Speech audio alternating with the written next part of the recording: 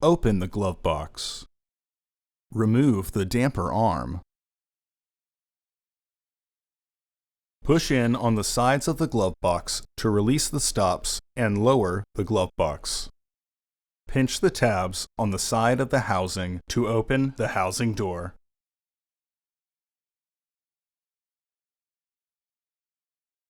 Remove the old filter from the housing and clean out any debris inside.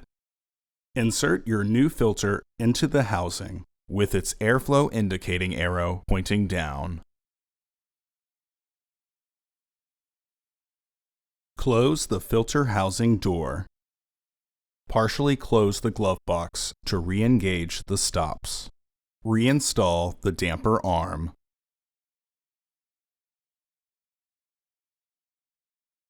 Close the glove box. Order your parts today at filterheads.com. Also, please like our video and subscribe to our channel so you won't miss any new content.